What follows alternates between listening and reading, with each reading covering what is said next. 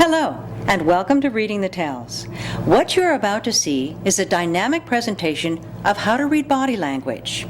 Jerry Balistreri is a much sought-after trainer who has mastered the complex skill of reading the tells and whose presentations have often been described as life-changing. Thinking there's got to be more. I'm thinking, just like right now, the words coming out of my mouth, I thought, that's it, that's everything, that's all I need to do to communicate, to get some information across. So I believed his research was flawed. And then I got married. As you'll discover through Jerry's training, it's the little things you want to look for, like the significance of crossing your leg. Legs crossed in the seated position is a little bit different. Willie, I'm going to work on you again, and I promise not to yell or do anything like that. But let's say that Willie and I are good old friends. We've known each other for some time.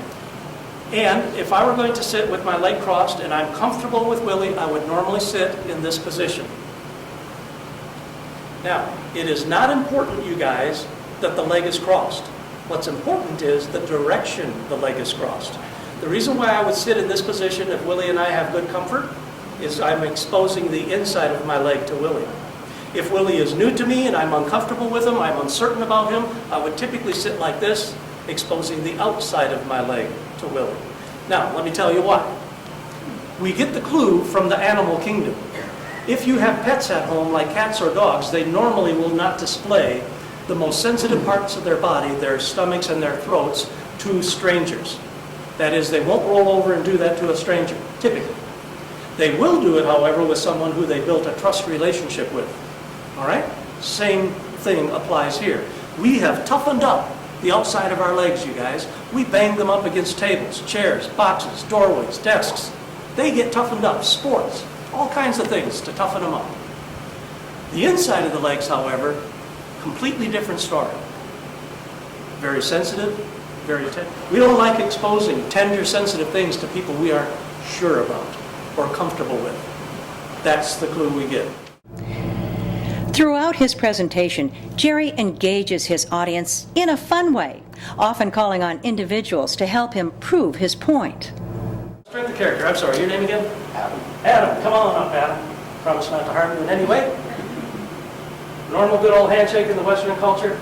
We are doing it. And apparently we did it so well the lights went down. All right. In the Western culture, a good firm handshake is a sense of the person's character. How good a character person is. Good character. All right? Back in the old days, Roman days, how did they do it? Forearm grab. Yeah. Why? That's what they do. Why? Checking their adversary out. Checking for weapons. Because back in those days, they used to put daggers and little knives up here. So back in the Roman days, when this first got started, it wasn't, hi, how are you? It was, are you going to harm me? From there, it has evolved over the years to the handshake. Nowadays, there's all kinds of craziness, like, where'd all the dogs go? To the pound. That's right. Let's see. Let's see if you can keep up. Let's do this. Inside, outside, elbow, pump, and chest. All kinds. Impromptu questions often break out during Jerry's presentation as the audience becomes more and more engrossed, something he always welcomes. How is that read? How's it be interpreted? What are the reactions? What do you think that does for, what type of response are they going to elicit if somebody's constantly doing that? Well, you know, for people like you, now that'll have a little bit of training in this, my sense and hope is that when you leave here, you're going to be more observant. You're going to be more aware. And when you see that, you're going to be asking that kind of question. What does that mean now? Why is that person doing that? No one ever leaves Jerry's presentation without gaining valuable insight and information into reading body language. Here's an example of Jerry sharing the importance of gravity-defying behaviors. It is what we call gravity-defying. Anything, you guys, that is gravity-defying is normally a good thing. Think about it. If you're in a roller coaster and your arms are up, happy, good deal. If you're in church praising, normally a good deal. Dancing, your arms are up. There's only one thing that I've discovered where your arms are up and it's not such a great deal. I hope you have enjoyed seeing Jerry in action.